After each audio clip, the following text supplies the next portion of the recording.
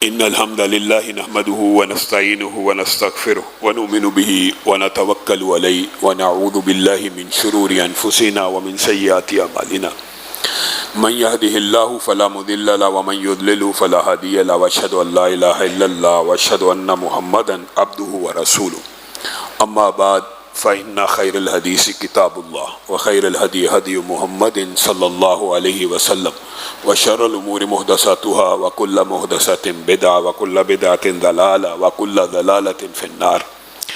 أعوذ بالله من الشيطان الرجيم. لقد كان لكم في رسول الله أسوة. تمام قسم کی تعریفات اور حمد و ثنا اللہ مالک الملک کے لیے ہیں جو تمام کائنات کے خالق مالک اور رازق ہیں، جو اپنے بندوں پر بے شمار انعامات کرنے والے ہیں، جو ہمیشہ سے ہیں اور ہمیشہ ہی رہیں گے، نہ جن کی ذات میں کوئی شریک ہے نہ جن کی صفات میں کوئی شریک ہے۔ حمد و ثنا کے بعد لاکھوں کروڑوں درود و سلام ہوں اس ہستی اقدس و مقدس پر کہ جن کا نام نامی اور اسم گرامی حضرت محمد رسول اللہ صلی اللہ علیہ وآلہ وسلم ہے، جنہیں تمام کائنات کا ہادی، رہنما، مقتدی، پیشوا، رہبر، امام بنا کر بھیجا گیا، اور جن کے قلب اطہر پر اللہ رب العزت نے اپنی آخری کتاب حمید کو نازل فرمایا۔ حمد و ثنا اور درود و سلام کے بعد لاکھوں رحمتیں ہوں آپ کے صحابہ پر، تابعین پر، تبع تابعین پر، واعظین، مبلغین، محدثین، مصنفین، مفسرین، علماء، دعات اور خطباء پر کہ جن کی وجہ سے اسلام ٹھیک اور مکمل حالت میں ہم تک پہنچا۔ معزز سامعین گرامی قدر، پچھلے خطبے میں ہم نے حلال و حرام کے حوالے سے تفصیلی بحث کو کیا تھا کہ کون سے جانور حلال ہیں، کون سے جانور حرام ہیں۔ وہ بحث تقریباً مکمل ہو چکی تھی، ایک صرف نقطہ باقی تھا، اس کو بیان کر کے سیرت کے اگلے موضوعات کی طرف بڑھیں گے۔ وہ جو حلال و حرام کی تمام باتیں آپ کو بتلائی تھی، ان کے علاوہ ایک کلیہ اور بھی ہے، وہ یہ ہے کہ حرام کے اندر وہ تمام جانور شامل ہیں جن کو رسول اللہ صلی اللہ علیہ وسلم نے قتل کرنے کا حکم دیا۔ جس کو قتل کرنے کا حکم دیا جائے وہ ذبح نہیں ہوتا، اور اس کے اندر وہ تمام جانور بھی شامل ہیں جن کو رسول اللہ صلی اللہ علیہ وسلم نے قتل کرنے سے منع کیا ہو۔ جو گویا جس کو قتل کرنے سے منع کیا اس کا ذبح بھی حرام ہے۔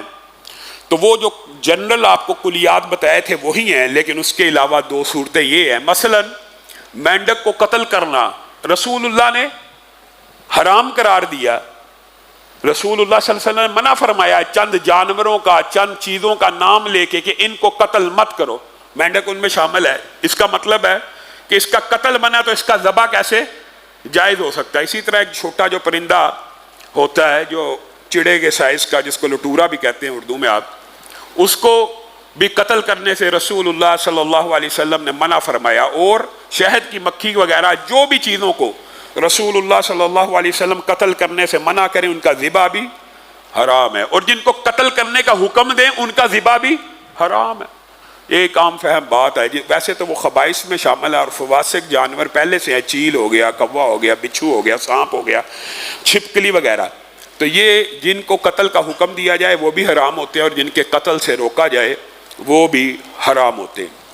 رسول اللہ صلی اللہ علیہ وسلم کی سیرت کے اندر ہم یہ بات پڑھ رہے تھے کہ رسول اللہ صلی اللہ علیہ وسلم نے بہت تیزی سے خندق کے بعد جو تمام واقعات آپ کے سامنے رکھے، چھاپا مار کارروائیاں، تیز تر نہایت تیز تر جو کارروائیاں کی اور ٹارگٹ کیے اور مختلف لوگوں کو بھی ٹارگٹ کیا، یہ رسول اللہ صلی اللہ علیہ وسلم کی حکمت عملی تھی کہ خندق کے بعد ہم اقدامی ہمیشہ جہاد کریں، ہمارے اوپر کوئی اٹیک نہ کرے۔ جب رسول اللہ صلی اللہ علیہ وسلم نے یہ تمام کا تمام معاملہ سر انجام دے دیا تو بعض مورخین نے لکھا کہ رسول اللہ صلی اللہ علیہ وسلم کو خواب آ گیا کہ رسول اللہ صلی اللہ علیہ وسلم بیت اللہ میں موجود ہے، اور بعض صحابہ نے حلق کیا اور بعض صحابہ نے بالوں کو کٹوایا ہے، اور صحابہ عمرہ کر رہے ہیں، اور نبیوں کے خواب آپ کو پتہ وحی کی قسم ہوتے ہیں۔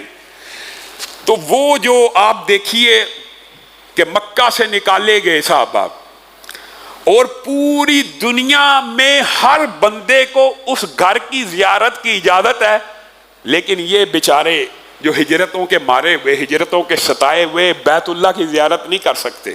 ان کے دل میں کیسا شوق اور رغبت ہوگی۔ رسول اللہ نے جیسے ہی خواب دیکھا اس کے بعد اپنے صحابہ کو تیاری کا حکم دیا تو صحابہ کی کفیات بدل گئیں۔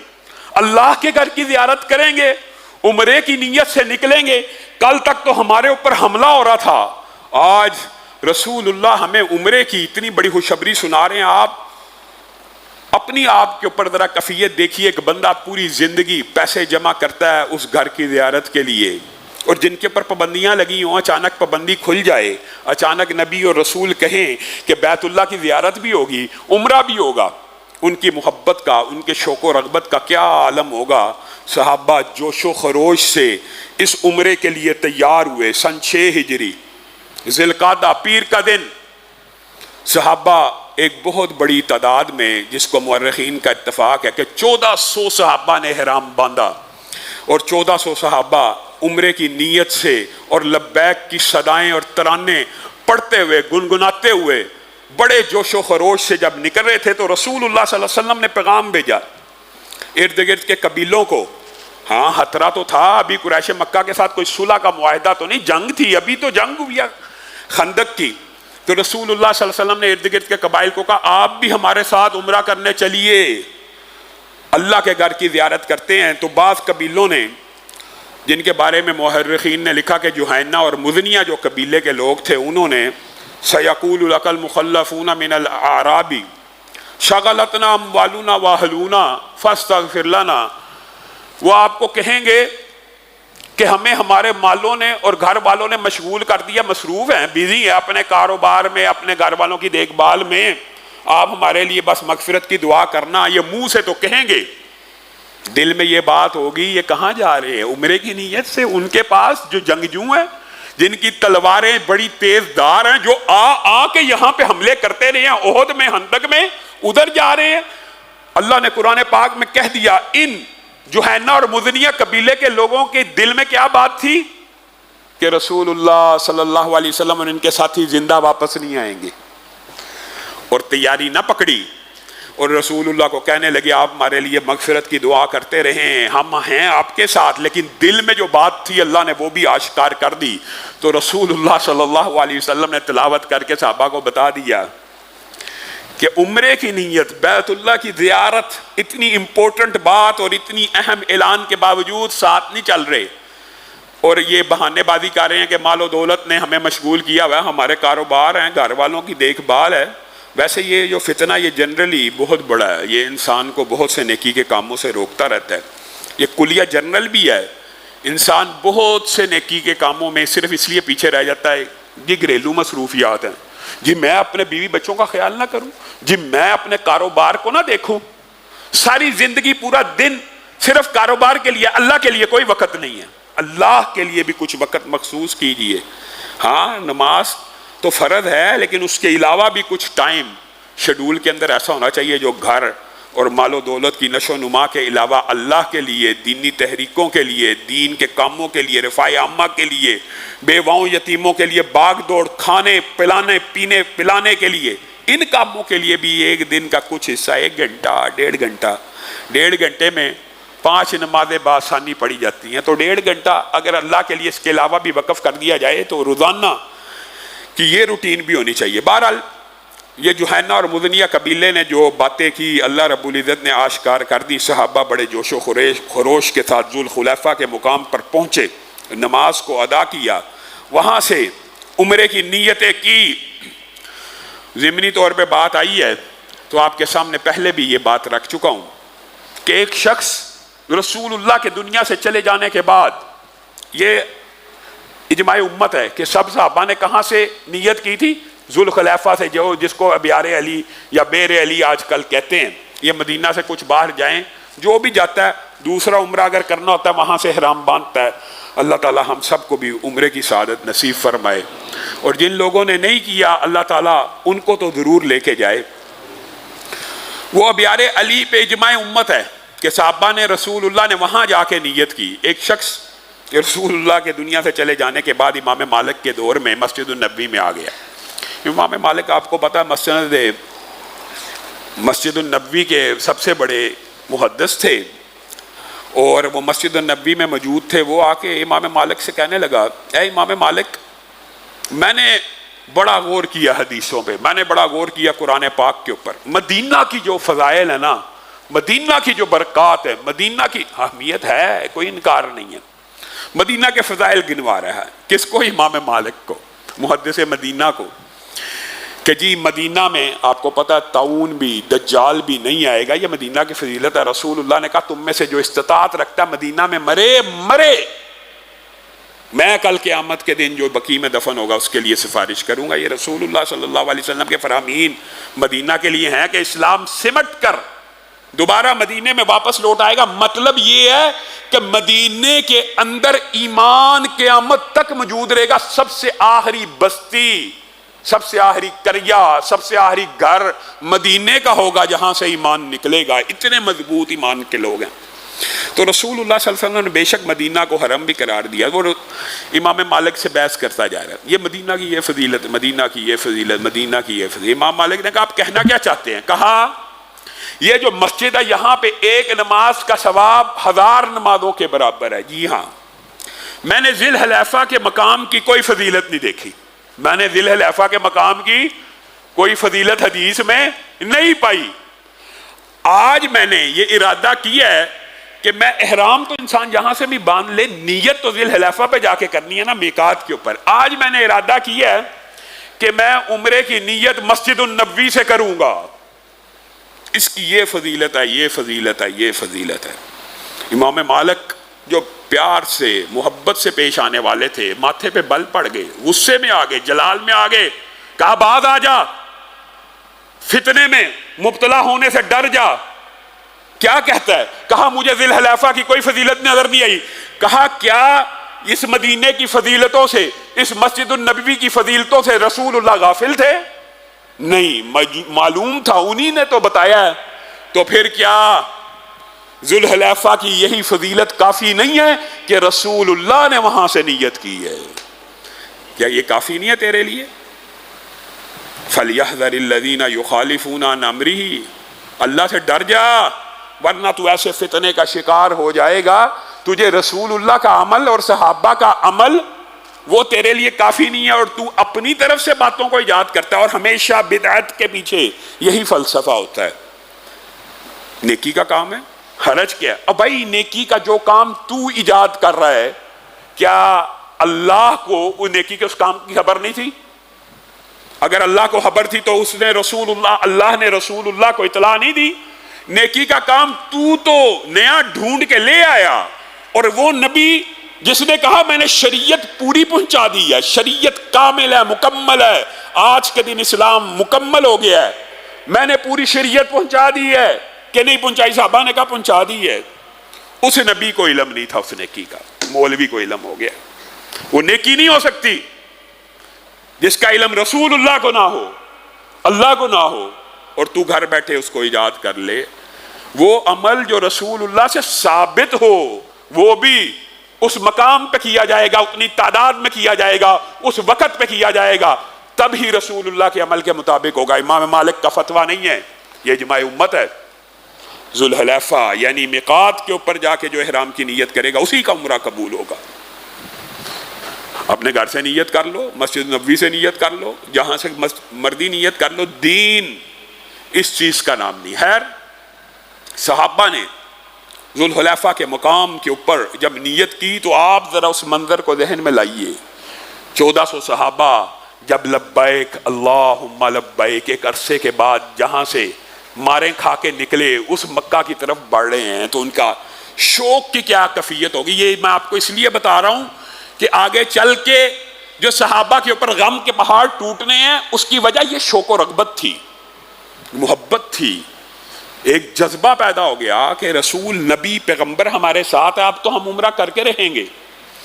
رسول اللہ صلی اللہ علیہ وسلم تیزی سے منزلوں کو طے کرتے ہوئے آگے بڑھتے چلے جا رہے ہیں۔ ہاں یہ بات ضرور ہے کہ رسول اللہ صلی اللہ علیہ وسلم نے اس سفر میں حکمت عملی کے تحت اپنے ساتھ ہتھیاروں کو بھی رکھا تھا، ہتھیاروں کو بھی رکھا تھا۔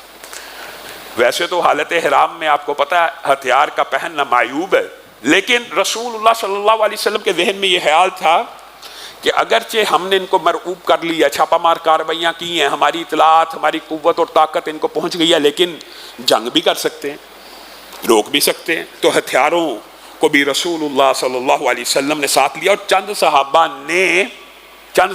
نے احرام نہیں تھا پہنا۔ یہ بھی آپ کو بتا دوں، ساروں نے احرام نہیں تھا پہنا۔ یہ بھی رسول اللہ صلی اللہ علیہ وسلم کی حکمت عملی تھی کہ جو حفاظت کے چوکیدار ہوں یا جو پہرے دار ہوں ان کو احرام نہ پہنایا جائے۔ روحا کے مقام پہ جب رسول اللہ صلی اللہ علیہ وسلم تیزی سے پہنچے، یہاں پہ رسول اللہ کو اطلاع ملی کہ قریش مکہ کو بھی اطلاع پہنچ چکی ہے ہمارے آنے کی، تو رسول اللہ صلی اللہ علیہ وسلم نے حضرت بشر کو بھی بھیج دیا کہ آپ بھی ذرا تفتیش کریں اور جاسوسی کریں کہ قریش مکہ کو جب ہماری اطلاع پہنچ گئی ہے تو ان کا رد عمل کیا ہے۔ تو روحا کے مقام کے اوپر آپ کو اطلاع ملی کہ چند قریشی سفارت کاری کرتے ہوئے فلاں علاقے میں موجود ہیں، تو رسول اللہ صلی اللہ علیہ وسلم نے فی الفور ابو قتادہ انصاری کو، انہوں نے احرام نہیں تھا پہنا ہوا، فوری طور پہ بھیجا کہ ان کی ذرا پیچھا کرو کہ کہیں اچانک چھاپا مار کارروائی میں ہمارے اوپر حملہ آور نہ ہو جائے۔ تو ابو قتادہ انصاری تیزی سے تعاقب کرتے ہوئے قریشیوں کے پیچھے گئے۔ تو یہاں پہ بھی پھر ایک چھوٹا سا واقعہ پیش آیا، معروف ہے۔ ابو قتادہ انصاری نے چونکہ احرام نہیں تھا پہنا ہوا، تو ان کو ایک زیبرا نظر آیا، جس کو عربی میں حمار وحشی یعنی جنگلی گدھا، جنگلی گدھے سے مراد یہ گھریلو گدھا نہیں ہوتا۔ بعض گدھے آج کل گدھے کو ان باتوں سے جائز قرار دینے کی کوشش کرتے ہیں، جی ہمار وحشی زیبرے کو کہتے ہیں، زیبرا۔ اور وہ آپ کے سامنے پچھلے خطبے میں آپ کو بتلا دیا کہ وہ چرنے والا جانور ہے، اس کے ذی ناب نہیں ہے، وہ بھی حلال ہے۔ تو ابو قتادہ انصاری کے قریب سے گزرا تو انہوں نے اس کا شکار کر لیا، اور شکار کرنے کے بعد اس کا گوشت پکایا اور ان صحابہ کو بھی کھلا دیا جنہوں نے احرام پہنا ہوا تھا۔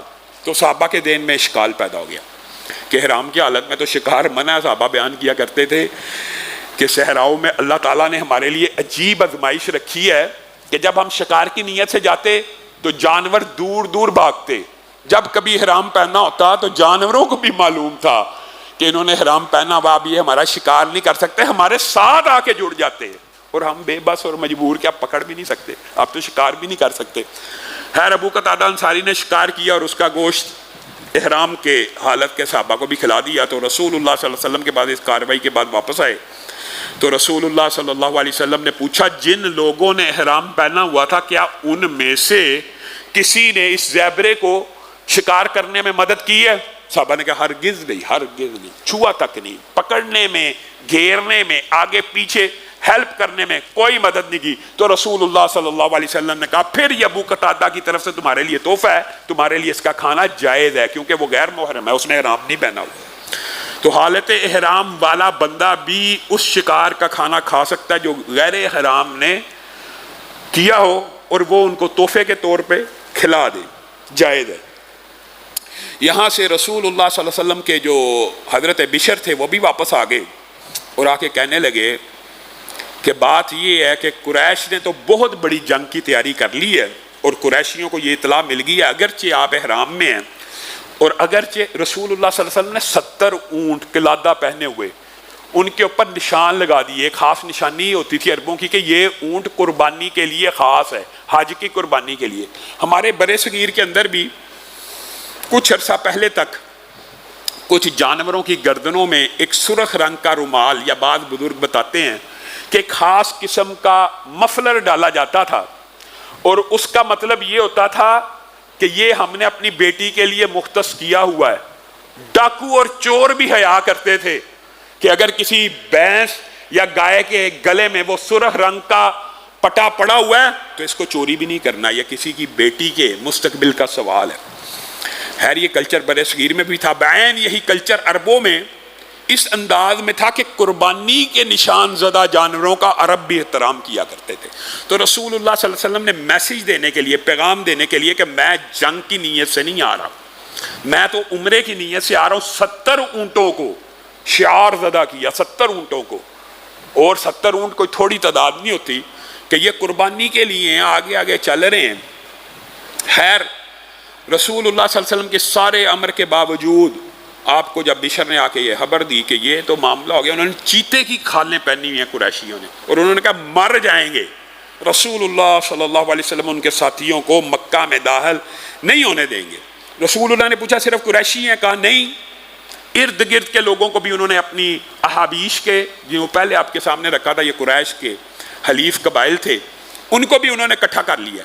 تو رسول اللہ صلی اللہ علیہ وسلم نے اچانک کہا، حالت احرام میں تھے رسول اللہ بھی، حضرت ابو بکر سے، حضرت عمر سے اور اپنے صحابہ سے مشورہ کرتے ہوئے کہا کہ آئے تو عمرے کی نیت سے ہیں، لیکن ایسا کرتے ہیں یہ جو دور سے قریش کی مدد کرنے کے لیے قبائل آئے ہیں، ان کے گھروں کے اوپر حملہ آور ہو جاتے ہیں۔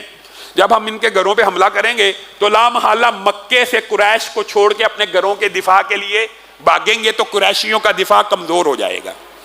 تو اس وقت حضرت ابو بکر، جس طرح آپ کے سامنے یہ بات رکھی ہے کہ متعدد مرتبہ، اور شاہ ولی اللہ نے اور بعد محدثین نے 21 مرتبہ سے زائد کا بھی ذکر کیا ہے کہ 21 مرتبہ حضرت عمر کے ساتھ اللہ نے موافقت کی کہ حضرت عمر جو فیصلہ کرتے، جو رائے دیتے، اللہ اس کے حق میں آیتوں کو نازل کر دیتا اور رسول اللہ ان کے حق میں احادیث جاری فرما دیتے۔ لیکن یہ اعزاز حضرت ابو بکر کو بھی حاصل ہے کہ حضرت ابو بکر کے مشاورت کے اوپر بھی اللہ کی وحیاں نازل ہوئی۔ یہاں پہ بھی حضرت ابو بکر نے ایک عجیب مشورہ دیا، اے اللہ کے رسول، آپ رسول اللہ ہیں، آپ ہمارے حاکم ہیں، لیکن میرا مشورہ یہ ہے کہ ہم عمرے کی نیت سے آئے ہیں، اللہ اکبر، ہم نے احرام پہنے ہوئے ہیں، کیا ہم خون بہائیں گے؟ کیا ہم قتل کریں گے؟ کیا ہم جنگیں کریں گے؟ تو رسول اللہ صلی اللہ علیہ وسلم مسکرانا شروع ہو گیا حضرت ابو بکر کے مشورے پہ، پھر کہنے لگے پھر ایک کام کرتے ہیں ابو بکر، آپ کا مشورہ صائب ہے، پھر چلتے ہیں مکہ کی طرف، لیکن یہ جو بشر آ کے بتا رہا ہے فلاں جگہ بھی بیٹھے ہیں، فلاں جگہ بھی بیٹھے ہیں، اس کا حل یہ ہے کہ یہ سامنے سنیت المرار ہے، اور بعض روایات کے اندر مرار بھی اس کو کہا گیا، یعنی یہ ایک گھاٹی ہے، بڑا تنگ رستہ، بڑا مشکل رستہ ہے، پھر مکہ جانے کے لیے اس رستے کو اختیار کرتے ہیں تو پھر ہم ان قافلوں کے شر سے بچ جائیں گے۔ تو صحابہ نے کہا ٹھیک ہے۔ تو رسول اللہ صلی اللہ علیہ وسلم نے، صحیح مسلم کی حدیث ہے، صحابہ کو بشارت بھی دے دی، کہا جو سنیت المرار کے رستے کے اوپر چڑھے گا اس کے سارے گناہ اس طرح معاف ہو جائیں گے جیسے بنی اسرائیل کے ہو گئے تھے۔ تو صحابہ میں سے صحابہ نے سبقت کی، جب اس طرح کی بات سنا کرتے تھے تو انتہائی مشکل، پیچیدہ، دشوار اور سنگلاہ راستے کے اوپر چلنا شروع کر دیا، اور صحابہ نے تیزی سے سنیت المرار کی وادی کو عبور کرنا شروع کیا۔ رسول اللہ صلی اللہ علیہ وسلم کا چہرہ اپنے حکم کی اس تعمیل کے اوپر، دیکھیں سامنے سنگلاہ پتھر ہوں، رستہ مشکل ہو، نہایت یعنی ایک ایک انچ، ایک ایک دو منٹ میں پار ہو رہا ہو، اور ایک طرف کھلی سڑک ہو، انسان کس کو اختیار کرے گا؟ کھلی سڑک کو۔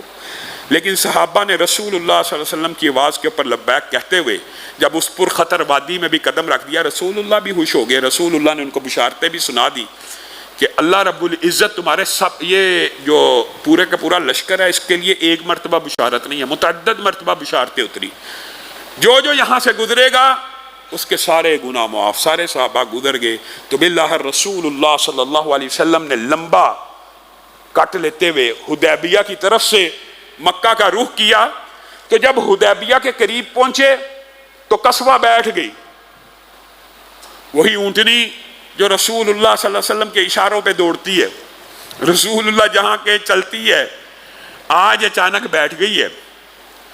بعض صحابہ کے منہ سے یہ بات نکل گئی کہ قصوہ نے کمی ہو گئی ہے، تو رسول اللہ صلی اللہ علیہ وسلم نے کہا ما خلات القصوہ وما ذاک لها بخلق ولكن حبسها حابس الفیل، یہ قصوہ نے کمی نہیں ہوئی اور نہ یہ اس کی عادت ہے، ہاں اس کو اس نے روکا ہے جس نے ہاتھی والوں کو روک دیا تھا، یعنی رب کے حکم سے رکی ہے۔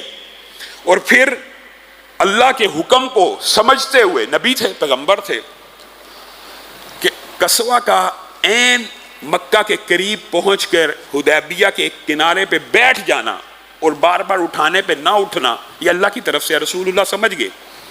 تو اللہ کو مخاطب ہوتے ہوئے اور قصوہ کو سناتے ہوئے کہنے لگے اللہ کی قسم، اللہ کی قسم، میں قریشیوں سے ہر اس بات کے اوپر صلح کر لوں گا کہ جس سے شعائر اللہ کی تعظیم میں کوئی فرق نہ پڑے گا، اب اٹھ قصوہ، رسول اللہ کا یہ کہنا تھا، اونٹنی ایک دم کھڑی ہو گئی.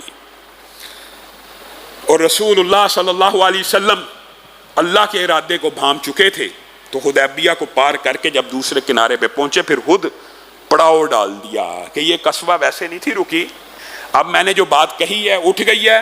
اللہ کو گویا یہی منظور ہے کہ ہم یہاں پہ پڑاؤ ڈال دیں. حدیبیہ کے دوسرے کنارے پہ پہنچ کے جب پڑاؤ ڈالا تو یہاں پہ معجزات کے حوالے سے آپ کے سامنے پہلے بھی رکھا تھا، یہاں پہ بھی رسول اللہ صلی اللہ علیہ وسلم کے بہت سے معجزات رونما ہوئے. 1400 کا لشکر ہے، کنواں سوکھا ہوا ہے، ایک ڈول پانی بھی نہیں ہے، ایک ڈول پانی بھی نہیں ہے. رسول اللہ صلی اللہ علیہ وسلم نے کلی کی، پانی ایسے ابلنا شروع ہو گیا جیسے فوارے ابلتے ہیں. اور بعض روایات میں آتا ہے رسول اللہ صلی اللہ علیہ وسلم نے تیر نکالا، کنویں میں پھینکا، اور محدثین نے تطبیق بھی کر دی کہ یہ ایک ہی وقت کے دونوں واقعات بھی ہو سکتے ہیں کہ رسول اللہ صلی اللہ علیہ وسلم نے تیر بھی پھینکا، کنویں میں گاڑ بھی دیا، اور کلی کر کے پانی بھی پھینکا تو چشمہ پھوٹ پڑا اور فواروں کی طرح پانی کنویں کے اندر جاری ہو گیا. اور ہو سکتا ہے کہ اتنی دیر حدیبیہ کے کنویں کے ارد گرد رہے ہیں، یہ کسی اور دن کا واقعہ ہو، ایک دفعہ تیر ہو، ایک دفعہ کلی ہو وغیرہ. تو رسول اللہ صلی اللہ علیہ وسلم کے لعاب کا لگنا تھا کہ پانی پھوٹ پڑا. تمام کے تمام قبیلے نے جو تھکا ہارا سنیات المرار کے گھاٹی سے آیا تھا، پیٹ بھر کے جانوروں نے بھی اور انسانوں نے بھی پانی کو پیا. اب رسول اللہ صلی اللہ علیہ وسلم کے پاس سب سے پہلا جو قاصد قریش نے بھیجا اس کا نام بدیل بن ورقا تھا، اور ویسے یہ تہامہ میں سے تھا اور یہ رسول اللہ صلی اللہ علیہ وسلم سے محبت بھی کیا کرتا تھا. بہرحال وہ آیا، رسول اللہ صلی اللہ علیہ وسلم نے نیگوسیشن شروع کی اور کہا یہ قریشی کیا کرتے ہیں، یہ چیتے کی کھال پہنے ہوئے، یہ قریشی کیا ہیں. رسول اللہ صلی اللہ علیہ وسلم نے وہاں پہ ایک خطاب بھی کیا تھا، اور وہ خطاب بھی تاریخ کی کتابوں میں موجود ہے. رسول اللہ صلی اللہ علیہ وسلم کی بڑی خواہش تھی، یہ رسول اللہ کی دل کی خواہش تھی کہ قریشی مسلمان ہو جائے، میرا گھرانہ، میرا کنبہ، میرا قبیلہ مسلمان ہو جائے. اور رسول اللہ صلی اللہ علیہ وسلم نے یہاں پہ بھی اس مقام کے اوپر بھی اس یعنی دل کی بات کو زبان پہ لے کے آئے کہ قریشیوں کو کیا ہو گیا، میں بھی تو قریشی ہوں، میرا پیچھا ہی چھوڑ دیتے، میرے سے ہی جنگیں کرتے کرتے، قتل کرتے کرتے اپنے قبیلے اور کنبے کو بھی کمزور کر لیا. قریشیوں کی عقل کے اوپر ماتم ہے، مجھے لوگوں سے لڑنے دیتے، میرے سے نہ لڑتے، میں بھی تو قریشی تھا، مجھے لوگوں سے لڑنے دیتے. اگر میں غالب آ جاتا تو قریشیوں کی عزت میں بھی اضافہ ہو جاتا کہ محمد صلی اللہ علیہ وسلم قریشی ہیں، غالب آ گئے. اگر میں مغلوب ہو جاتا تو تم جو چاہتے ہو وہ تمہارا کام پورا ہو جاتا. تو تم میرے اوپر حملہ کر کر کے اپنے بندے جو قتل کرواتے جا رہے ہو اور جہنم میں پہنچاتے جا رہے ہو، باز کیوں نہیں آتے، میرے سے لڑتے ہو. یعنی رسول اللہ صلی اللہ علیہ وسلم نے یہاں پہ جس دکھ اور کرب کا اظہار کیا وہ دو طرح کا ہے. ایک کہ کاش یہ میرے سے نہ لڑیں، مجھے لوگوں سے لڑنے دیں، اگر میں غالب آ جاؤں گا تو قریشی سمجھے غالب آ گئے، قریش یہی چاہتی ہے نا غالب آ جائے، تو قریشی غالب آ گئے. اگر میں مغلوب ہو گیا تو قریشی یہی چاہتے ہیں نا میں مغلوب ہو جاؤں، قریشی بھی یہی چاہتے ہیں. تو دونوں طرف سے ان کی حاجت پوری ہوتی ہے. پھر بھی ان کی عقل کے اوپر پردہ ہے. پھر وہاں پہ اعلان کیا اللہ کی قسم، لیکن اگر یہ مجھ سے لڑنے سے بعد نہ آئے تو جب تک، اردو محاورے میں بعین یہی ترجمہ بنتا ہے، جب تک جان میں جان باقی ہے، جب تک گردن کان سے جدا نہیں ہوتی ہے، قریشیو میں محمد صلی اللہ علیہ وسلم تم سے لڑتا رہوں گا. اور بدیل کو کہا بدیل میں صرف عمرہ کرنے کی نیت سے آیا ہوں، میں جنگ کرنے کی نیت سے نہیں آیا. اگر جنگ کرنے کی نیت سے آتا تو یہ تجھے حرام نظر نہ آتے، اگر جنگ کرنے کی نیت سے آتا تجھے یہ شعار زدہ اونٹ نظر نہ آتے. کیا کوئی حملہ آور ایسا بھی ہو سکتا ہے جو حرام پہن کے حملہ کرے؟ کیا کوئی حملہ آور ایسا بھی ہو سکتا ہے جو اونٹوں کو قلادے پہنا کے شعار زدہ کر کے حملہ کرے؟ کوئی اللہ سے ڈر جا، قریشیوں کو جا کے سمجھا. بدیل کے دماغ میں یہ بات آ گئی کہ محمد صلی اللہ علیہ وسلم کے جو پوائنٹ ہیں بڑے ویلڈ ہیں. جا کے قریشیوں سے بحث کرنا شروع کر دی. پاگل ہو، ایک بندہ عمرہ کرنے کے لیے آتا ہے، پوری دنیا کو اجازت ہے، تمہارے اپنے بھائی کو اجازت نہیں ہے؟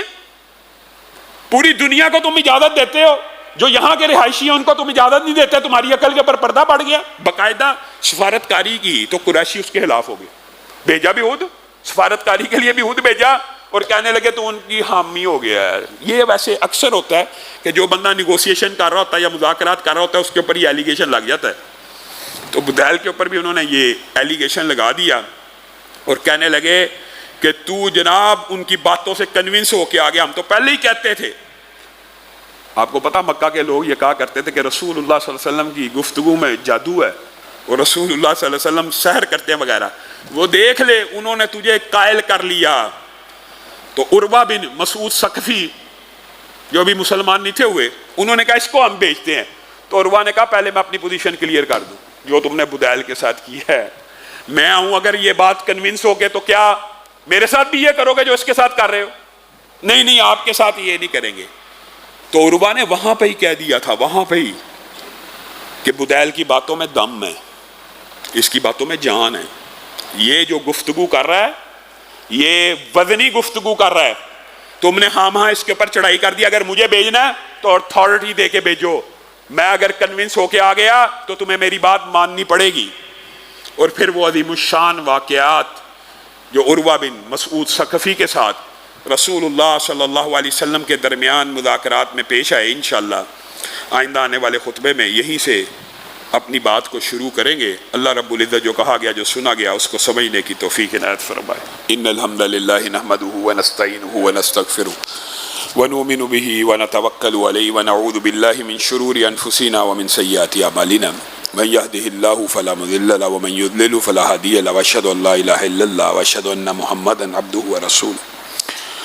اما بعد فان خير الحديث كتاب الله وخير الهدي هدي محمد صلى الله عليه وسلم وشر الامور محدثاتها وكل محدثة بدعة وكل بدعة ضلالة وكل ضلالة في النار. معزز سامعین گرامی قدر, گزشتہ خطبے میں آپ کے سامنے ڈاکٹر عافیہ صدیقی کے حوالے سے چند گزارشات کو رکھا تھا. ان کی بہن نے آج پاکستان بھر کے علماء سے, خطباء سے یہ اپیل کی ہے کہ انہوں نے اپنی جستجو اور اپنی جد و جہد جتنی کر سکتی تھی کر دی ہے. اب علماء, خطباء, مسلمان پاکستان کے تمام یہ دعا کریں اللہ تعالیٰ عافیہ صدیقی کو جلد از جلد رہائی نصیب فرمائے. تو ان کی دعا کی اپیل کے اوپر سب سے پہلی بات یہ ہے کہ ہم اللہ رب العزت کی بارگاہ میں یہ دعا کرتے ہیں, اے اللہ ہماری بہن عافیہ صدیقی کو جلد از جلد رہائی نصیب فرما. ہم کیسے مسلمان ہیں, کس نبی کے ماننے والے ہیں, کس نبی کا کلمہ پڑھنے والے ہیں؟ وہ نبی, وہ پیغمبر جو مدینہ میں اپنے ساتھ رہنے والی یہودی لڑکی کو اپنی بیٹی کا خطاب دیتا ہے. ایک مرتبہ مدینہ کے اندر یہودی لڑکی کی عزت کو لوٹنے کے لیے یہودی گنڈے اس کی عزت کے در پہ ہو گئے. اس نے بڑے واسطے دیے کہ میں موسیٰ کو ماننے والی, تورات کو ماننے والی, تمہارا میرا رب, رسول, کتاب ایک. گنڈا صرف گنڈا ہوتا, ان کے ہاتھ بڑھتے چلے گئے.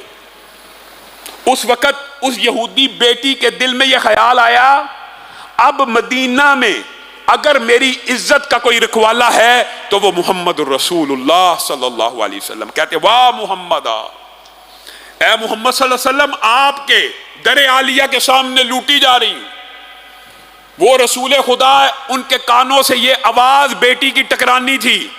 وہ چادر جس کی وجہ سے کبھی یا ایھا المزمل کہا گیا, کبھی یا ایھا المدثر کہا گیا, اس کو گھسیٹتے ہوئے تیزی سے باہر نکلے, بچی کے سر کے اوپر ڈال دی اور کہا مدینہ میں رہنے والی یا یہودی بیٹی, تو کسی یہودی کی بیٹی نہیں بلکہ محمد صلی اللہ علیہ وسلم کی بیٹی ہے.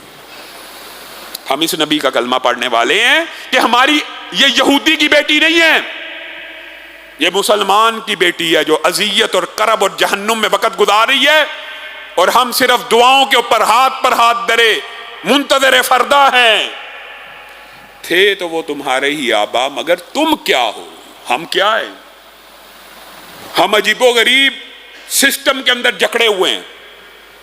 اور مجھے بات آئی ہے تو کہنے دیجئے, جب اس سسٹم کے ذریعے اچھائی کی پکار دی جاتی ہے, صدا دی جاتی ہے, اور نوجوانوں کو موٹیویٹ کیا جاتا ہے کہ بلٹ کے ذریعے نہیں, بلٹ کے ذریعے نہیں, بیلٹ کے ذریعے, بیلٹ کے ذریعے تبدیلی لے کے آئیے, اس کو उलमाए अहले हदीस हों, उलमाए देवबंद हों, उलमाए बरेली हों, सब ने इस बैलेट सिस्टम को कराहत के साथ जवाज का फतवा इसलिए दिया कि अगर इस सिस्टम में कुछ अच्छाइयां आ सकती हैं तो इसी के जरिए, इसी रास्ते के ऊपर चलकर अच्छाई को इख्तियार कर लीजिए।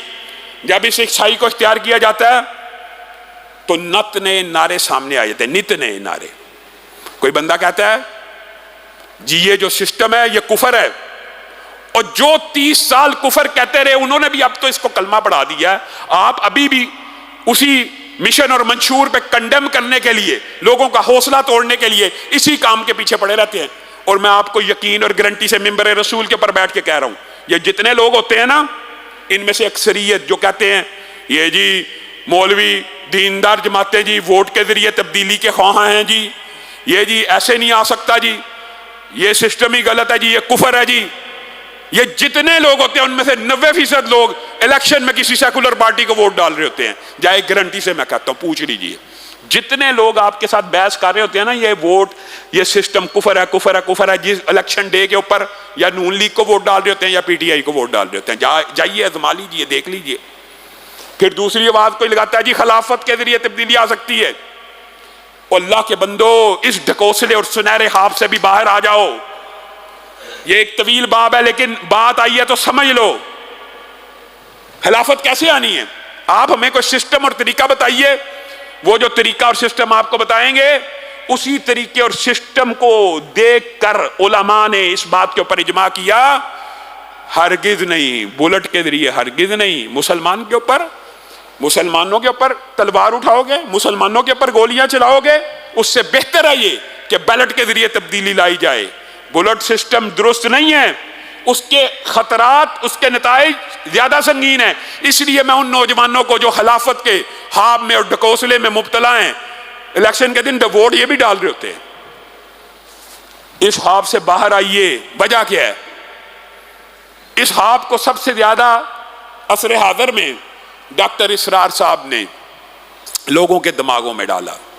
अब आप उनके ऊपर तान नहीं है, अल्लाह ताला उनके गरी के रहमत फरमाए, लेकिन वो खुद आखिरी उम्र में ये बात समझ चुके थे कि ये एक मुगालता था, ये ख्वाब था। वजह सुन लीजिए, खिलाफत भी आपको बतला दूं, अब ये जो दुनिया के निज़ाम है ना, निज़ाम, खिलाफत भी अब वतनी हो सकती है, उम्मी नहीं हो सकती, उम्मत के लिए नहीं हो सकती। उसकी मिसाल देता हूं, अमली बात नहीं है।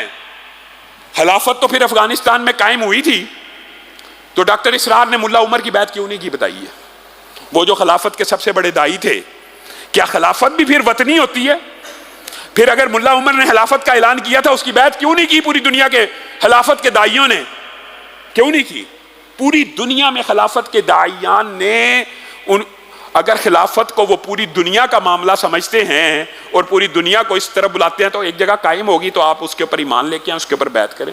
खुद डॉक्टर इसरार साहब ने भी नहीं की, जो खिलाफत के सबसे बड़े दाई थे, उनकी जिंदगी के अंदर मुल्ला उमर की खिलाफत का ऐलान हुआ, नहीं की। ओ भाइयों, ये एक ऐसा ढकोसला है, बात है तलख, लेकिन आप ये देखिए कि सैयदना अमीर मुआविया साहबी रसूल हैं, साहबी रसूल हैं, उनकी खिलाफत को मुसलमानों का एक तबका क्या कहता है? मलूकियत। बात शायद आपको समझ आ जाए जो मैं इशारा देना चाह रहा हूं। एक सहाबी रसूल, उसकी खिलाफत को आप बादशाहत कहते हैं और आप खिलाफत कायम करना चाहते हैं।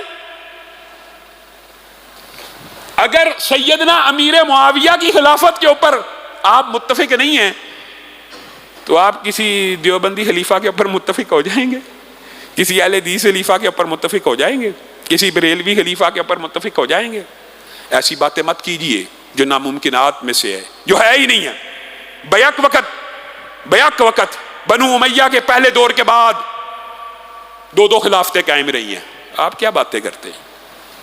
खिलाफत अला मिनहाजिन नबुव्वा कायम होगी, एक दिन होगी, लेकिन वो रसूल हाशमी का बेटा करेगा, इमाम महदी आएंगे, खिलाफत कायम हो जाएगी। उससे पहले क्या करें? उससे पहले जी हाथ पे हाथ रख के बैठ जाओ, वोट का दिन आएगा, उस दिन वो भी वोट डाल रहे होंगे। लेकिन जो आपको ये सदा और पुकार दे रहा होगा کہ اللہ کے لیے پنجاب کے لوگ بھی ہوش کے ناخن لیں. ایک مرتبہ بڑی برائی چھوٹی برائی کے فلسفے سے نکل کر اچھائی کو بھی ووٹ دے کے دیکھ لو. اور دنیا کا ہر نظام آزما لیا، بھٹو کو آزما لیا، عمران خان کو آزما لیا، نون لیگ کو آزما لیا، نواز شریف کو آزما لیا. ایک مرتبہ رب کے نظام کو بھی آزما کے دیکھ لو. ایک مرتبہ. پنجاب کا عجیب المیہ ہے، عجیب المیہ ہے. کے پی کے اور بلوچستان کے لوگوں سے وہ شکوہ نہیں ہے کیونکہ انہوں نے مسجد کے امام کو مصلی کا امام نہیں مانا، اسمبلیوں میں بھی پہنچایا، نہ بھی پہنچایا، اچھی خاصی تعداد میں ووٹ دیتے ہیں. ان کا شعور ہمارے سے بہتر ہے. پنجاب کے عوام کا کیا شعور ہے؟ جماعت اسلامی کا، جمعیت اہل حدیث کا، تحریک لبیک کا، دیوبندیوں کا، معاویہ اعظم طارق بھائی کا، یا لدھیانوی صاحب کا، یا مولانا فضل الرحمان صاحب کا کوئی کینڈیڈیٹ پنجاب سے کھڑا ہو جائے، انہیں جتنا کوئی نہیں. یہ پنجابیوں کی سوچ ہے. ووٹ کس کو دینا؟ جو جیت رہا ہو.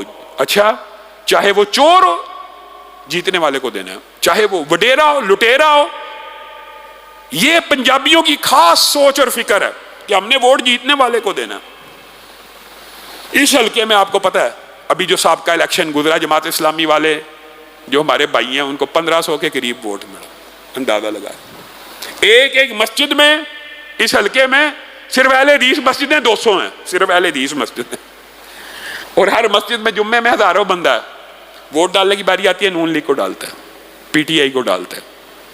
اللہ کے بندو، ایک دفعہ تو رب کے نظام کو بھی آزما کے دیکھ لو. 75 برس گزر گئے ہیں، کوئی نظام تبدیلی نہیں لے کے آیا. اسلامی تحریکوں کا بھی ساتھ دو، دینی جماعتوں کا بھی ساتھ دو.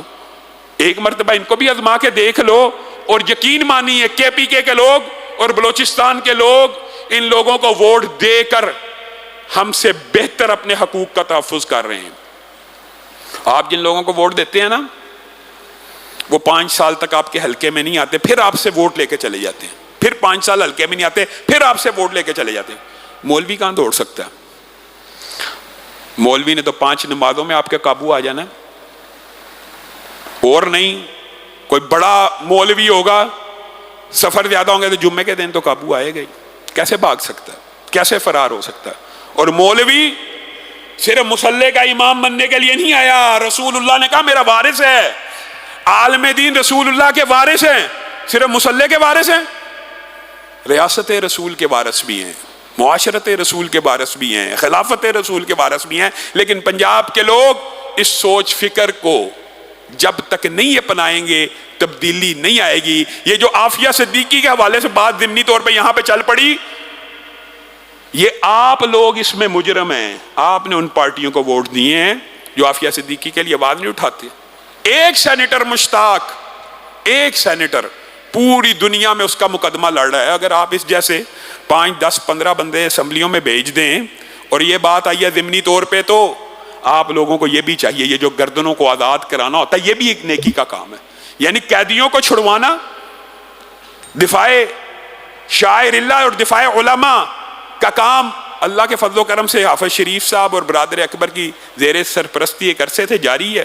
آپ لوگ اس کے اندر بھی تعاون اور بڑھ چڑھ کے حصہ لیا کریں کہ وہ غریب علماء جو بیچارے جیلوں میں ساڑے ہوتے ہیں ان کو رہائی دلوانا، یہ بھی ثواب ہے. عافیہ کے لیے کوشش کرنا بھی ثواب ہے، لیکن ہر اس بے گناہ کے لیے جد و جہد کرنا بھی، اور اس جد و جہد کے لیے وکلاء ہوتے ہیں، ان کی فیسیں ہوتی ہیں. آپ لوگ اس حوالے سے بھی اپنے آپ کو موٹیویٹ کیا کریں کہ نیکی کے ہر کام میں ہم نے تعاون کرنا. اللہ رب العزت جو کہا گیا، جو سنا گیا، اس کو سمجھنے کی توفیق عنایت فرمائے. ہمارے ایک نمازی بزرگ رضا اللہ خان صاحب، ان کا انتقال ہو گیا، انا للہ و انا الیہ راجعون. ان کا غائبانہ نماز جنازہ، اور ایک ساتھی ہیں ان کی بہن کا غائبانہ نماز جنازہ نماز کے فوراً بعد ادا کیا جائے گا. سب ساتھی اس میں بھی شامل ہو، اور بہت سے ساتھیوں نے دعاؤں کے لیے کہا ہے. تو اللہ رب العزت جس نے جس دعا کے لیے کہا ہے قبول و منظور فرمائے.